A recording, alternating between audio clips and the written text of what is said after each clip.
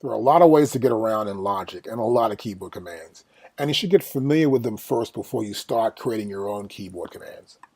Like, for example, I'm going to go over a few of them. Here, for example, if I grab this track here and I select on that, wow, it opens up, zooms up, right? And I can click on it again, it zooms up also. But there's an easy way to get around also. So I can go to here, and I want to sort of squash that track up.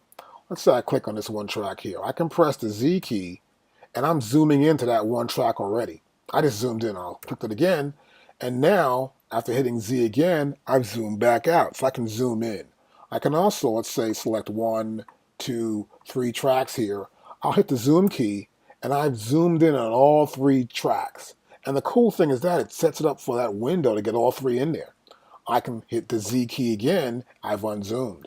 I can add more tracks and say to this overall view I want to get, press Z in again, and the window fits to configure to fit all the selected tracks I want to zoom into. It's really great to work with.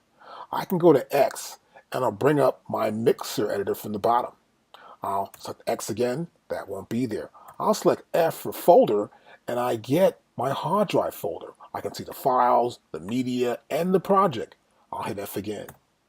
Great way to get around is to zoom in within your session and actually also to use your keyboard commands to figure out what's the best way to work within Logic. You'll move much, much faster. I can also do that with loops.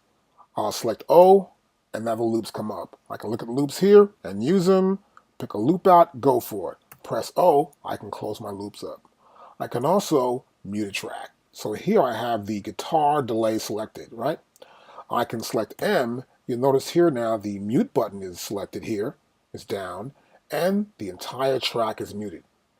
Let's squash this down a little bit, and let's bring it closer in. You'll see all the files in that one track have been muted. I'll press M again, and we're not muted anymore. I can go to here and select this region right here, right? I'll press Control M, and now that region is muted. So I can mute selected regions by just pressing Control M. I can go to Control M again, and it's not selected. I can do Option M. And then you'll notice again that same selected region, these tracks are out. But they're not muted. What's going on here is this track has been turned off. The on-off button is off here. See that?